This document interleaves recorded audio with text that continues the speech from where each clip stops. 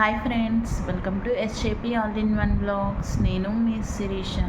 ఇన్ని రోజులు video upload చేయకపోవడానికి గల కారణం ఏంటంటే నాకైతే మమ్స్ అయితే వచ్చాయి. వీటిని అయితే తెలుగులో గవద బిళ్ళలు అయితే చెప్తారు. ఇంకా మేమైతే మండే నైట్ బయలుదేరి హైదరాబాద్ అయితే వచ్చాము ట్యూస్డే రాగానే ఇంకా ఏమీ అనిపించలేదు. వెనస్డే నైట్ 2 o'clock అయితే ఇలా వాచినట్టు అనిపించింది చెవు దగ్గర కొంచెము.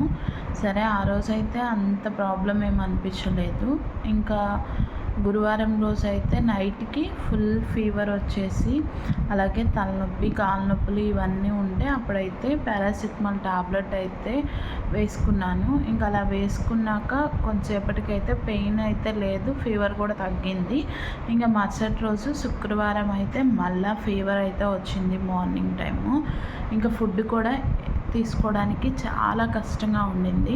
అందుకని చెప్పేసి శుక్రవారం నైట్ అయితే హాస్పిటల్ దగ్గరికి అయితే వెళ్తే వాళ్ళైతే కంపల్సరీ అడ్మిట్ అయితే అవ్వండి, కొంచెం సివియర్గా ఉందని అయితే చెప్పారు. ఇంకా అడ్మిట్ అవ్వగానే వాళ్ళు ఎక్స్రే అలాగే బ్లడ్ టెస్ట్ ఇవన్నీ చేసి కొంచెం అయితే ఎక్కువగా ఇన్ఫెక్షన్ ఉంది, మీరైతే హాస్పిటల్లో అడ్మిట్ అయ్యి ఒక 3 days అయితే ట్రీట్మెంట్ తీసుకుంటే తగ్గిపోతుందని అయితే చెప్పారు. కానీ మేము ఈరోజు హాస్పిటల్కి వచ్చి 6 days అయితే అవుతుంది. ఇప్పటికైతే కొంచెం అయితే రికవరీ అయ్యిందనమాట.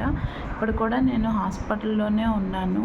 ఇవనేది చూడండి, ఇంకా వాపు అనేది అస్సలు తగ్గలేదు. ఫస్ట్ అయితే ఎడమ సైడు ఇంకా వాపుగా వచ్చింది, ఇప్పుడు కొంచెం అయితే ఎడమ సైడ్ తగ్గింది. ఇప్పుడైతే కుడివైపు అనేది వచ్చింది. దీనివల్ల అయితే ఫుడ్ అయితే అస్సలు తీసుకోలేదు, ఓన్లీ జ్యూసెసే తీసుకున్నాను. ఈరోజు అయితే కొంచెం ఫుడ్ అయితే తీసుకుంటున్నాను అనమాట. ఇడ్లీ అలాగే కొంచెం ఈజీగా నమలకుండా వెళ్ళిపోయే ఫుడ్ అయితే తీసుకుంటున్నాను. ఇంకా ఇన్ని రోజులు అయితే వీడియో అప్లోడ్ చేయకపోవడానికి గల కారణం అయితే ఇదే ఫ్రెండ్స్. ఇంకా థ్యాంక్ యూ ఫర్ వాచింగ్.